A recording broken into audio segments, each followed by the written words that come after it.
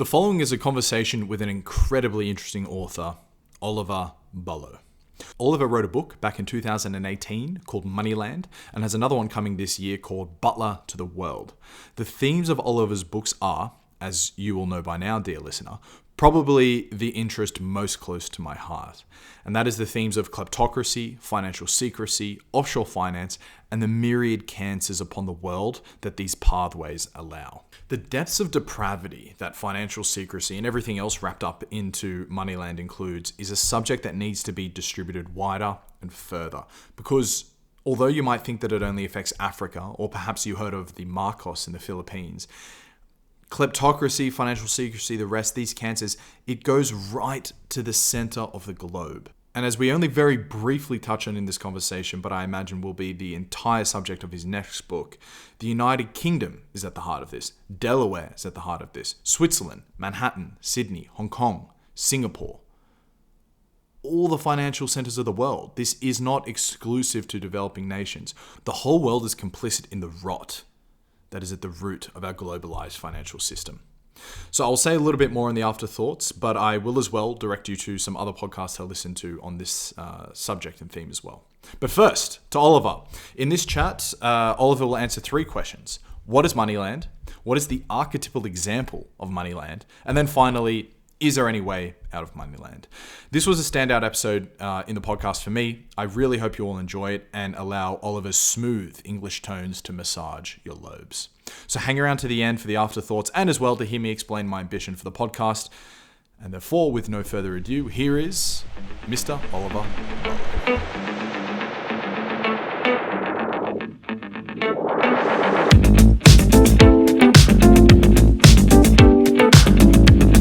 Mr. Bullough, thank you so much for joining me, mate. How are you? It's really good to be here. I'm very well. Looking forward to the weekend. It's Friday afternoon.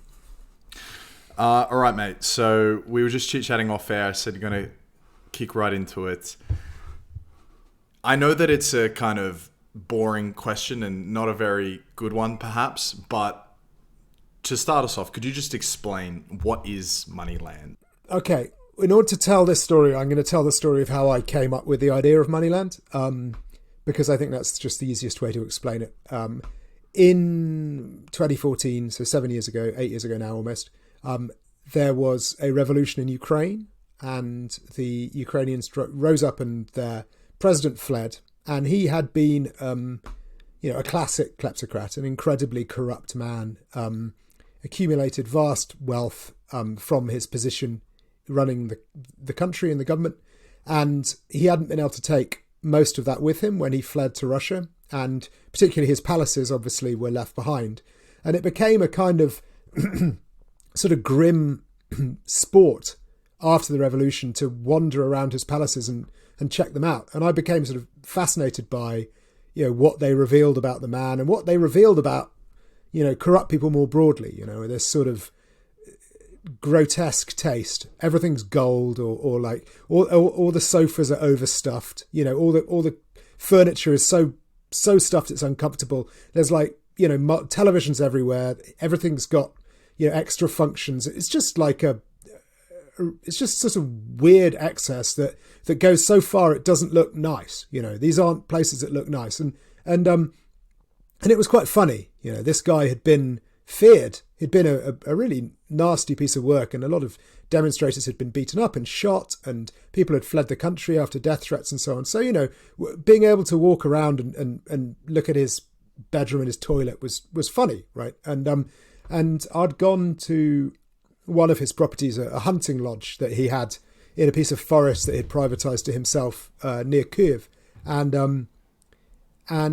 it was the usual overstuffed furniture, gold, sub-soft porn paintings, a whole lot of televisions, just no books, obviously, just general kind of gangster chic. And I was, as usual, feeling kind of cynical and amused by it. And I happened to remark to the guy I was with, who was a revolutionary called Anton, who was showing me around, that I thought it was extraordinary that the Ukrainians had let him get away with it. How did you let him get away with this? Because how did it take so long for you to chuck this guy out? It's so gross. And Anton, who's a really nice guy and a very low temperature bloke, he sort of slightly snapped. I think he maybe got fed up with me being a tourist, and he said, we didn't know. We didn't know what was here. We didn't know what he was doing. We couldn't have known. And he goes, and listen, you're not even standing in Ukraine. I was standing on the gravel outside this hunting lodge. You're not even standing in Ukraine. You're standing in England. Look it up. Look it up. And I'm like, huh? This is, where did England come from? It was a bit left field. At the time I had no idea how corruption worked. This was all very new to me. And but I did. I went and looked up the property ownership for this particular property, and it was true. The property was owned by a Ukrainian company, which was in turn owned by a company registered in England. And that company registered in England was registered in Liechtenstein. So had any revolutionary or anyone curious wanted to look up who owned this property before the revolution, before, when all you could see was a high wall around a bit of the forest, there was no way of finding out. It just belonged to a company with a bland corporate name.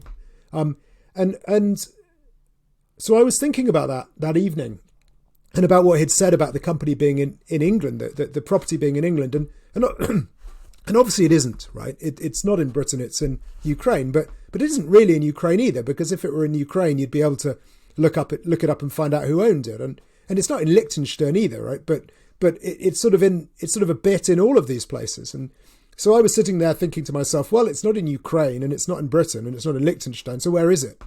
And I said to myself, well, it's in Moneyland. Hey, it's in Moneyland. He's got this country, Moneyland, where, and that was it. And then over the next few days, the more I thought about how the Ukrainian elite had looted their country, the more I thought that Moneyland was a really useful shorthand for what they did. That they steal all the money from the education budget and they educate their kids at private schools abroad. So where are their kids? They're in Moneyland. They hide all the national wealth, via the British Virgin Islands or whatever. Where is it? It's in Moneyland. So Moneyland is this place that you can only enter if you've got enough money to buy citizenship. And it became, the more I thought about it, the more I realized it was just a really useful way to look at how, the elite of the world, and particularly the elite of developing countries, run their countries. They steal everything they can and they put it in Moneyland. And the really important point is that, unlike traditional conceptions of corruption, which, say, you might get from reading Transparency International's Corruption Perceptions Index or something, that this isn't a national problem. This isn't a Ukrainian problem, because if you look at how Moneyland is created, it involves shell companies in Britain, foundations in Liechtenstein, lawyers in New York, villas in the south of France, bankers in Switzerland. It is a totally transnational issue. And post boxes in Curacao. Exactly. Singapore, Dubai, Hong Kong, Sydney, Vancouver, Miami, Los Angeles. Like, any self-respecting kleptocrat who has his cash and his assets and his children and his mistress and whatnot in Moneyland, they all make use of multiple jurisdictions all the time. And that's the really important point, is that, us normal people, ordinary people, we only live in one country, really. If you're kind of well off, you might have a property in another country, but it maybe be two countries. But if you're at the very top of the tree, you make use of dozens of countries all the time. And that's what gives them their power, because in order to investigate them, the police need to have access to dozens of countries. And no police force has that, which means that the citizens of Moneyland have this inbuilt advantage all the time, which is that they're always multiple steps ahead of anyone trying to investigate them, which means that they can get away with anything. So that's a very long answer to a very short question. The short answer is that Moneyland is a country I invented to explain why rich and powerful people can get away with anything, because they have their own country that only they have access to, and the rest of us don't even know it exists. No. I loved the term gangster chic. I don't remember reading that in the book. I don't know if you just came up with that. That was good. But there was also an anecdote of sort of like a Stalin paperweight and Napoleon Bonaparte papers that weren't even on display. It was just more examples of this ridiculous excesses of wealth that they just accumulated for literally the sake of accumulating it, irrespective of the cost that it came at. Yeah, he had it. Yeah, I mean, just they were in his garage. He had just had a pile of boxes, which the revolutionaries opened up and put them on display. Ukraine is this weird combination of hyper sophisticated Eastern European city combined with brutally corrupt kleptocratic political elite, and this is where the two met each other perfectly. You had this sort of immersive conceptual art experience of wandering through all these treasures found in the ex-president's palace. Yeah, a paperweight that belonged to Stalin, a copy, of the oldest book printed in Ukrainian, a Bible of which there's only less than 100 in existence, which had been a present to him from the tax ministry, which is amazing. Priceless icons, portraits of him done in the most bizarre ways. There was a portrait of him done in seeds from different Ukrainian cereal crops. I mean, totally bonkers. A Picasso ceramic, just sort of weird jumble of things, some of which are priceless, some of which are sort of historically valuable, and some of which was just total trash. It was a very, very weird place and time. Is it a decent summation to say that Moneyland is like a euphemism for the world of offshore finance, or is that too loose of a euphemism to make?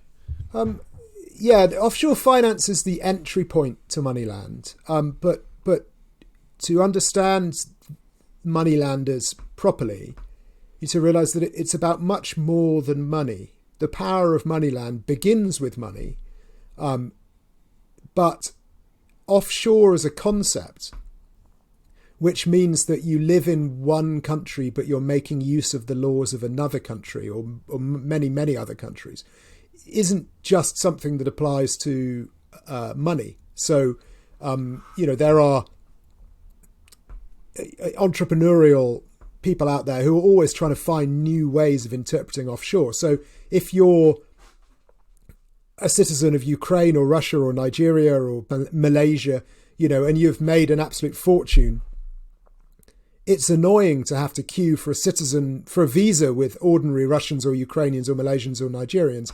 You want to be able to, bypass those queues and go straight to, Paris or London or New York where you can spend all your money. So if that happens, you can buy citizenship in, the St. Kitts and Nevis or Dominica, Cyprus, Malta, and places like that, which have sold passports now or have done in the past. And that's offshore citizenship, right? That's not about money, but that's still offshore. So that's like a Moneyland passport. Or if you're annoyed about what scurrilous journalists like me write about you, you can be a little bit of a philanthropist in the UK, give some money to universities or charities or whatever, gain a reputation in the UK. And then if anyone writes about you, you can sue them in a British court. If you do that, then your reputation is offshore, right? So, it's just an endlessly mutable concept, essentially, that anyone who is able to afford access to Moneyland also has access to all of the enablers of Moneyland, all of whom are constantly trying to find new ways of earning fees. So it just grows all the time, and its power is immeasurable. Fascinating. So it is more than just the usage of the financial secrecy tools and the offshore finance. It is instead, if we can think about it conceptually, what is it? It's a place that we don't have access to. You can only get access to it once you have sort of kleptocratic tail end wealth almost, and power as well, because it's more than wealth, isn't it? It's also political power, or is it also accessible to simply those with wealth? Yeah, it's a really interesting question, actually, and something I've been thinking about a bit recently, about wealth and power and how they interact with each other. And because I think the distinction between wealth and power is a very it's the kind of distinction that only makes sense in a rule of law jurisdiction, because you think, well, that person is wealthy and that person is powerful, because we expect wealth not to influence the powerful, because we expect people to be honest. But if you're in a place where you don't expect people to be honest, and to be honest, having written about this for a while, I don't expect anyone to be honest, really. You realise that wealth and power are just, wealth is the deposit account and power is the current account. They're essentially two different expressions of the same thing. So I sort of think that if you've got enough wealth, you have enough power. And if you've got power, you can more or less exploit the mismatches in the international system to do almost anything you want. An interesting example of this, which I don't write about in the book because it only occurred to me later, is offshore healthcare.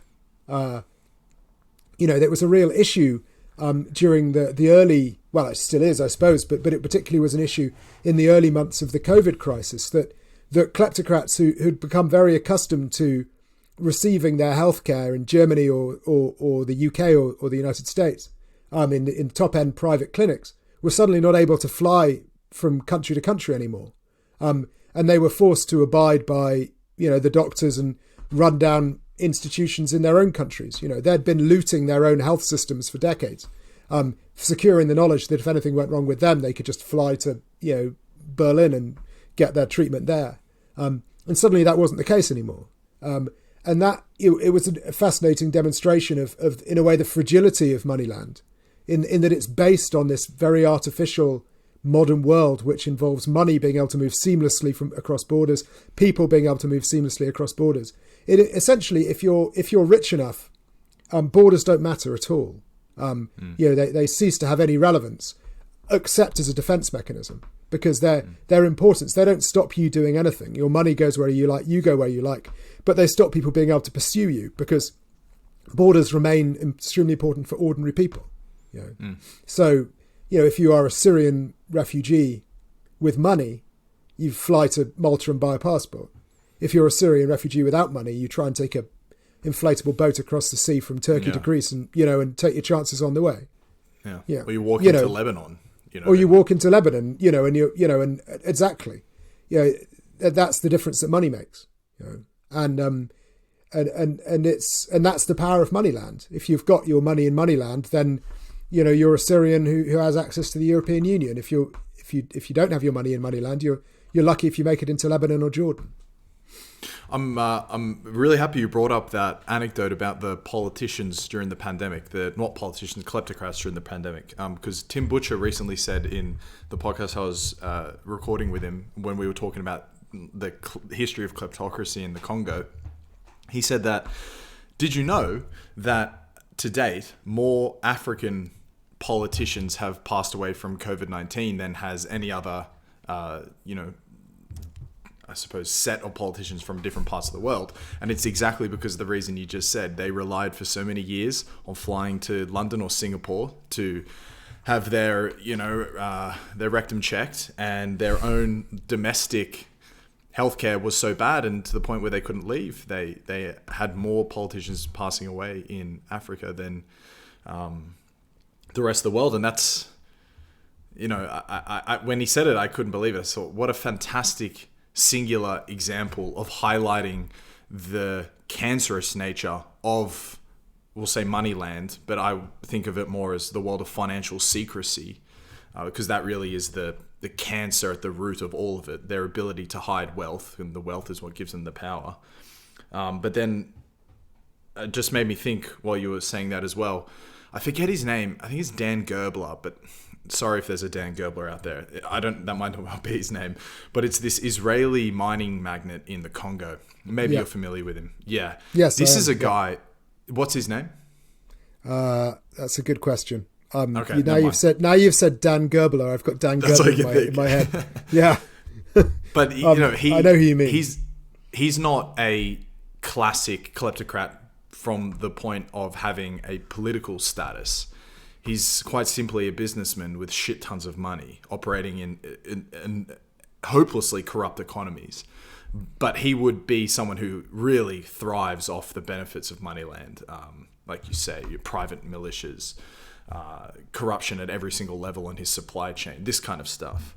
But yeah, that was just, I suppose, a string of comments that I had. Yeah, I mean, some businesses do better, in that world than others. And some governments have deliberately targeted the sort of Moneyland-ish business practices for competitive advantage. The going back to the very origins of Moneyland, we see this with the City of London. The City of London at the immediate years after World War II was a wasteland. It had almost sort of, it was dwindling as a financial centre as the empire dwindled. There was no need for a major financial centre in Britain anymore, because Britain was no longer one of the primary economic powers. And as the pound lost way and was overtaken by the dollar, then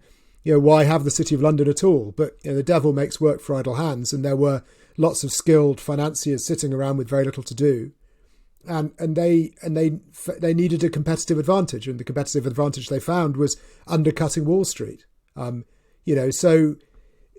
There's been many financial products invented since then, but the business model remains the same. What London has done is allow people to get away with stuff they can't get away with in New York, and it started off by allowing people to use dollars in a way that you weren't allowed to in America, because America put restrictions on how much interest you could charge and so on. And so you could get dollars essentially cheaper in London. But then it became, you could break laws that were laws in America and get away with them in Britain. And it continues to this day. British shell companies are appallingly badly regulated.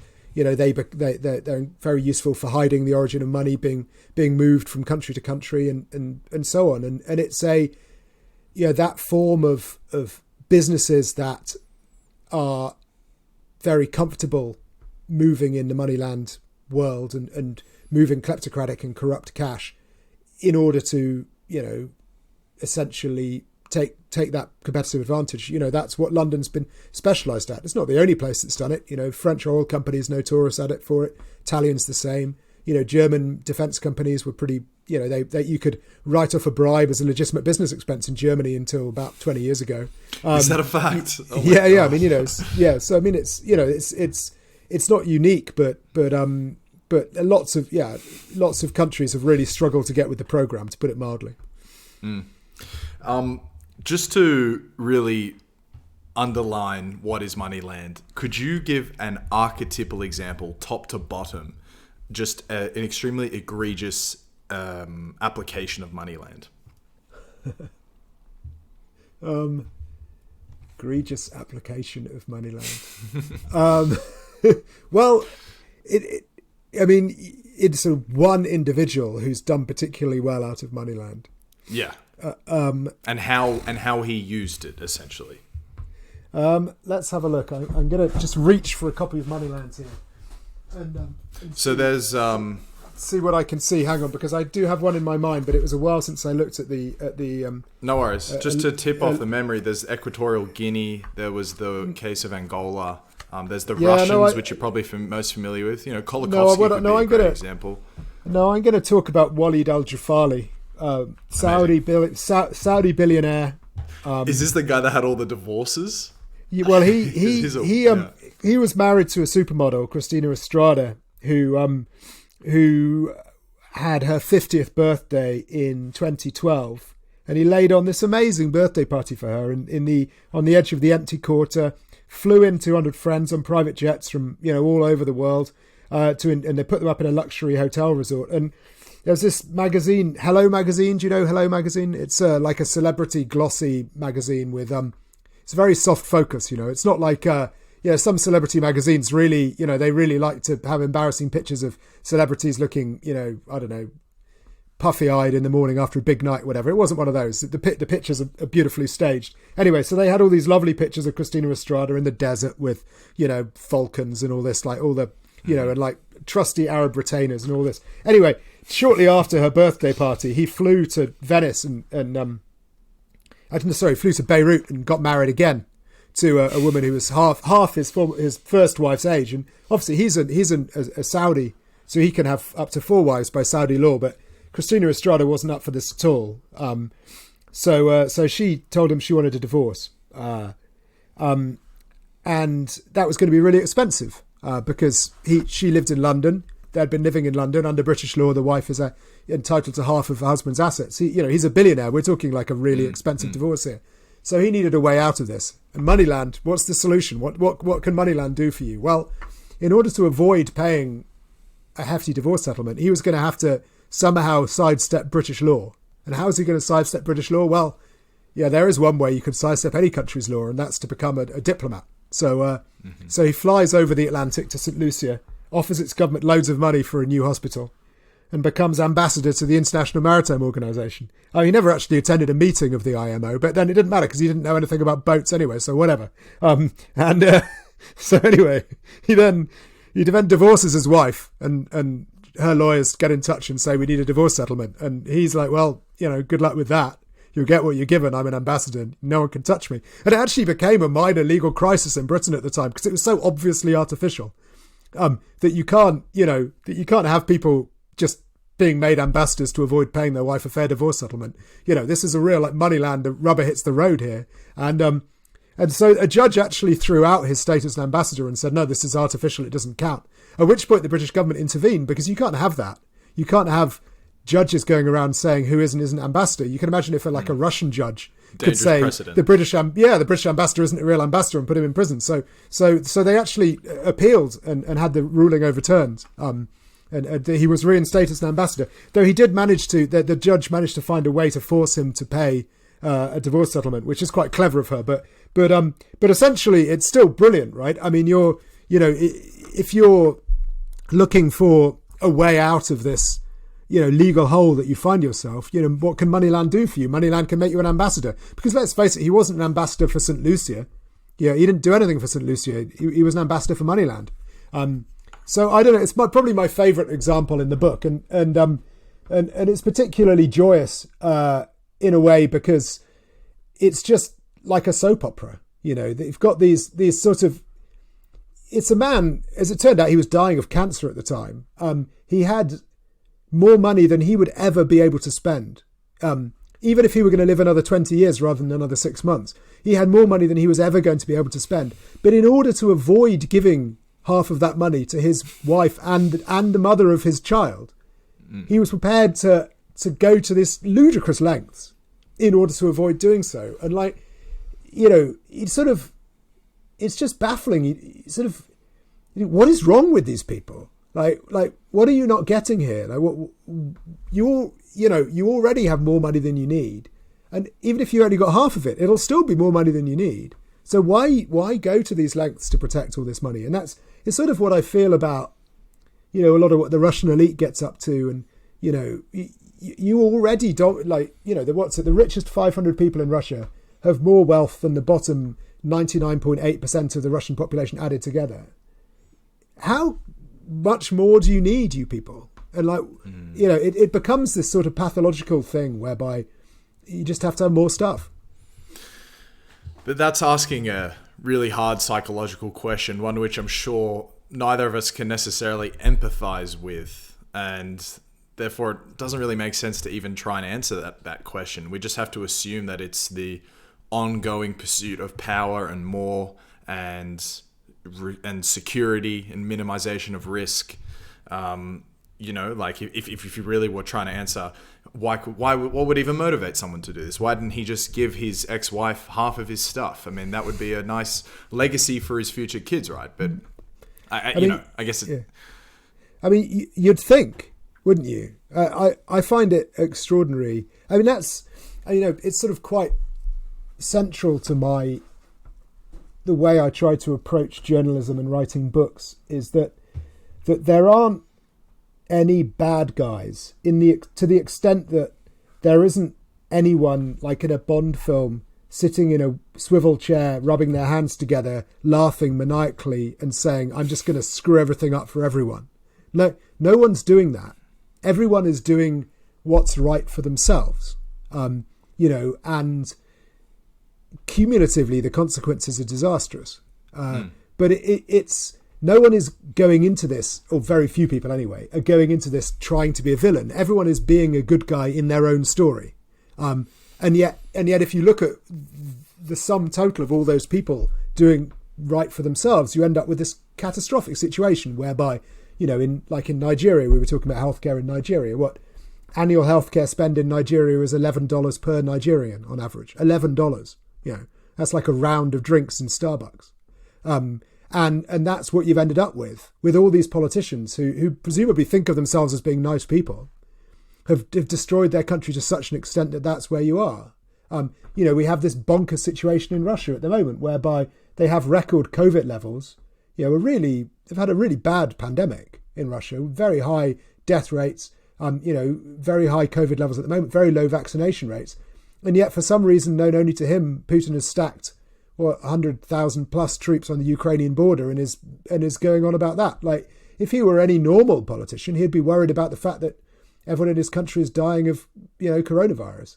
And yet that isn't what he's thinking about. So, there's clearly strange pathological things go on when there's this much money involved. And I suppose, it's just self-interest all the way down, surely. Well, we can't give these people credit for even miscalculating the ethical consideration. Like, surely there isn't a part of Putin who is necessarily crying over the individual losses in his own nation. Instead, the only calculation he's making is how does this affect me and my own popularity? Yeah, but I still think it's helpful to always think about the decisions that all these people make, whether that's the Obiangs in Equatorial Guinea or anyone, the bankers in the City of London who move the money around. None of them think of themselves as villains. That's what I mean by that. There are no bad guys. Everyone thinks of themselves as being a good guy. They might be being a bit, piratical. They might be being a bit edgy or whatever. But that's, the core concept behind Moneyland, because and what I mean by this is that it's much more pernicious than thinking of the world as a conspiracy. The real story is much more pernicious, because if you think of the world as a conspiracy, that Putin is like some puppet master pulling the strings, or that there's some kind of villain somewhere, Spectre and James Bond, that's controlling all this, evil doing, then all you have to do is solve that person or solve that group and everything would be fine. But everything won't be fine. The system is the problem. It's this, all these accumulated acts of self-interest all add up to Moneyland and this disastrous, kleptocratic reality that is growing all the time. And that's much harder to fight than just one bad person or a small group of bad people. So that's what I mean when I say I don't like to think of the world as there being bad guys, because no one is a bad guy in their own head. Where does the criminal organizations, you talk about arms smuggling specifically, but Moneyland, and particularly the root of it, offshore finance, it enables criminal organizations to scale to the places and the heights that they do, because it allows for all of this financial secrecy, which really underpits it all. Where does this come into it? Moneyland doesn't care where the money comes from. Moneyland just likes money. So, if you go back to the origins of kleptocracy, as I talk about in the book, with this invention of the Eurobond in the early 1960s, which allowed people who had hidden their money in Switzerland to access that money to enjoy it in a way that they hadn't been able before. You'd always been able to stash money in Switzerland, but if it was stashed in Switzerland, it was just stashed in Switzerland. You couldn't actually really do anything fun with it. The Eurobond set that money free and allowed people to spend it and earn money from it and enjoy it.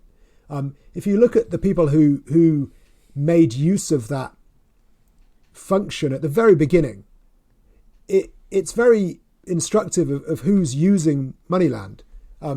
There was a very small group of refugees, people, often Jewish refugees who'd hidden their money during or before the Second World War, who hadn't been able to access it, and who finally, that money was free. And who can blame them? They'd had a terrible time. And those are the people who the Swiss would like you to believe that their services are aimed at, helping the poor refugees to be safe and free.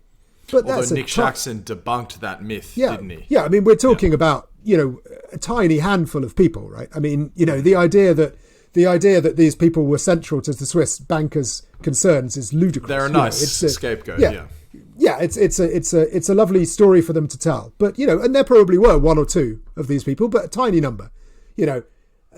A far greater number were what the banker Ian Fraser, who was one of the creators of the Eurobond, calls your usual fallen South American dictators.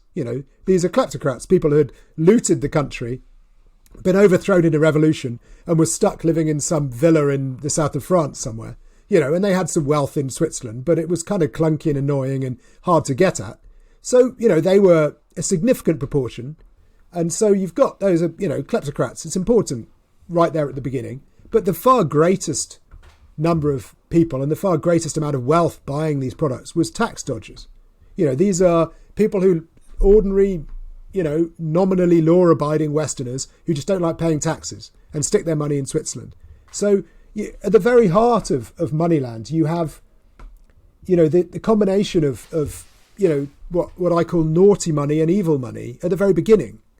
So, and this is what I mean when I say the money doesn't care who owns it. The money wants the same thing, which is, to be safe and well and hidden and unmolested by governments.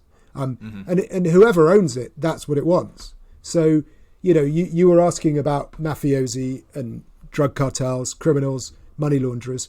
Absolutely. They are central to this, whether that's, Italian mafia groups or South American drug smugglers, the Taliban and the opium gangs in Afghanistan. And then governments that move money, whether that's, narco states like, Guinea-Bissau or big drug trafficking states like the Russian authorities. They all make use of the services of Moneyland. But that's not the point of Moneyland. Moneyland is it moves any money. That it's incidental to it whether the money is illegal or not, because money's just money. Once you own it, it doesn't matter how you earn it from the perspective of if you're moving it and hiding it. And I suppose to close out, because I am keeping a close eye on the clock, but a big question that I think needs to be sort of asked is, in light of all of that, the fact that all these criminal organizations are using the services of Moneyland, which explicitly is things like buying foreign passports, buying political influence, exploiting to the nth degree, to within an inch of its life, all the rules of offshore finance, trust within trust within trust within trust across multiple domains, etc., etc. Is there a way out of Moneyland? Is there actually a way to put a hard stop to all of the services of Moneyland and therefore start to curtail what is really the cancer on the developing world so much, to just inhibit the power of the kleptocrat? And anyway, is there a way out of it, essentially? Yeah, there's a very interesting story that I tell in the next book, spoiler alert here, about what's been called the Moldovan laundromat, which is a bank heist in Moldova in 2014, which is, I think, 2013 to 14, which in scale of bank heist to size of economy is probably the biggest bank heist of all time. I think, if I remember rightly, it's 15% of Moldovan GDP disappeared in an instant. Holy crap! Never heard of it. Yeah, huge deal. It's $1 billion. It's relatively small bank heist by the scale of these things, but compared to the size of Moldova, massive. Moldova's GDP is $15 billion. It's tiny. So it was 15% of it. So it would be $1 billion, 15%. 7 billion, wouldn't it? Anyway, it's something like that. Anyway, I'd have to check. It's a lot. I forget the figures. It was a few months ago I wrote this chapter. Shitloads of money. A metric shit ton of money disappears from Moldova, and it was last seen moving through a shell structure called a Scottish Limited Partnership, registered on a back street of Edinburgh. And it turned out that Scottish Limited Partnerships were being used to launder money all the time for money launderers in Eastern Europe. And this is a scandal of huge dimensions.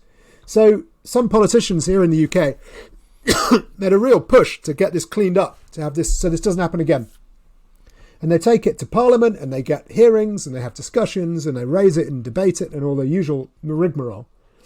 And not only does the government here not tighten up these structures that have been used to almost bankrupt Moldova, they actually deregulated them further.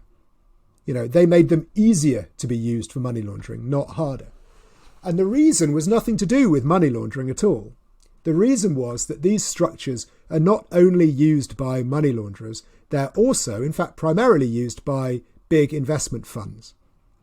For the same reason, because they're opaque and they're tax-free and they're cheap and they're easy. And you get into the roots of the economy, the globalized economy. And the Treasury here in the UK was desperately worried about the fact that if they cracked down on these limited partnerships, the investment funds would leave London and go to Luxembourg or Delaware and be gone, and Britain would lose business.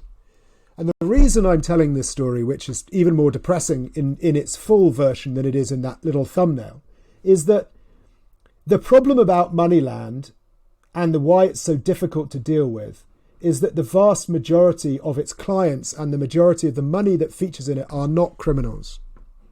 They are tax dodgers or investment funds that don't want to be scrutinised, or big corporations that don't, that like to move their money to Ireland or the Bermuda or wherever and not pay tax. And they have a ferocious lobby that will resist change with everything they've got, because, we'd be costing them substantial amounts of money if we force them to pay what they owe. And, despite what some more excitable journalists will tell you, kleptocrats don't have a very big lobby in Western countries, not most Western countries. The Russians don't have a big lobby in Washington or London. They really don't. If it were politically convenient to shut the loopholes that Putin and his friends are using, then Britain and America would do it tomorrow. The problem is that if they were to shut those loopholes, they would also prevent some astonishingly well-networked individuals and corporations from using them too. So Moneyland is the dark side of globalization. It's essentially the shadow, what you get when you have this, consequence-free corporations being able to do what they like all over the world. The big Silicon Valley giants, the big oil companies, the big, all the usual suspects. They can do what they like. They can move their money wherever. They can dodge taxes as easily as they like, and they have access to political power, and they make the big political donations. The side effect of that is that in countries like Ukraine, that's very dear to my heart, or Nigeria or Angola that you talked about, or Malaysia, Afghanistan, ordinary people's lives are fucked because it is so easy to steal everything from them, and there is no possible recourse to justice because the money is gone. At a click of a button, it's vanished around the world and it's been spent on a house in West London. Yeah. So Moneyland is an outgrowth of a globalized economy. And until governments in the major Western countries are prepared to make corporations account for what they do and to make them pay the taxes they owe and to make wealthy people, keep to the same rules as everyone else in society, then we're never going to be able to stop kleptocrats from taking advantage of the same loopholes. If you leave the holes open for wealthy Westerners to use, then wealthy kleptocrats will use them too. So Moneyland is our fault. The whole, it's of course it's individual corrupt politicians and officials' fault for being personally corrupt.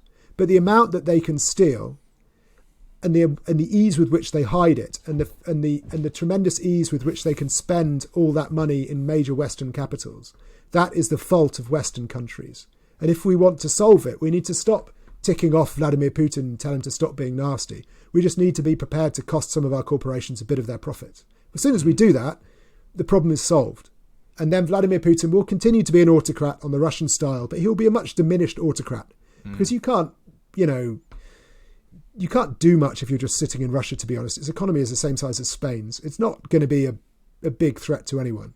The threat is caused by the way he's able to supercharge his autocracy and his power by access to the international financial system. So that's what we need to sort out.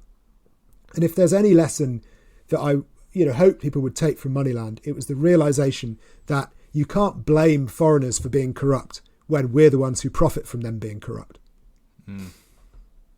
Beautiful way to round it out, Oliver. Thank you very much, mate. And hopefully, if we do get a chance to promote the upcoming book, we can commit a bit more time into the plumbing of Moneyland and also the plumbing of this offshore finance to get a better sense for the real incentives and applications of play that you just alluded to. But that was really, nonetheless, Oliver, thank you so much, mate. Thank you. It's been a pleasure. And I look forward to talking about the next one too. Cheers, Oliver. The Horrors of Moneyland. So do yourselves a favor, run out, buy the book, and then, of course, stay tuned for his next. For the podcasts that similarly touch on these themes, tune into Jim Henry, episode 49, Nick Shaxson, episode 50, Bradley Hope, episode 51. Then, of course, stay tuned for Nick Shaxson again, where we're going to completely dissect the plumbing of all of this financial secrecy. And then in the coming months, Jim Henry again, who is a world expert on the specificity of different projects that is involved in the kleptocracy and the shifting around of money.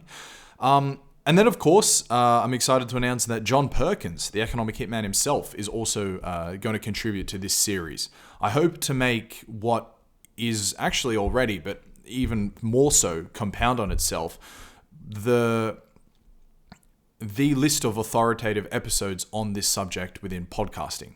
So there's plenty of amazing books on it, and all of these guys have done better interviews with other people and better podcasts, but to have them all in the one place is what I'm really trying to create here. So Oliver is absolutely at the center of that. I prepared about 10 times the amount of questions that we got to go through, but such is life.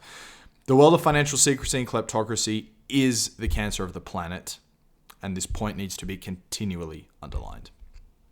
But on a happier note, my ambition for the podcast. My hope is to corner the podcast market for eclectic curiosities in whatever country it is that you're listening in from, whatever demographic you are, whatever specific niche you might fit into. I want to be the go-to for an eclectic curiosity, because obviously not every episode is going to be for everyone. The majority of them are actually going to be for no one, but hopefully 1 in 10, 1 in 5, 1 in 20, maybe more, hopefully not, but one in a few will be for you, and I hope that when it is, it really is. So that's my hope.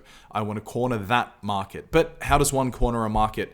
In the world of algorithms, podcasting algorithms are in the Stone Age. They have very, very, very little feedback nodes to go off, and the sort of personal algorithms in search functions on podcasting applications are just crap, and we all know that.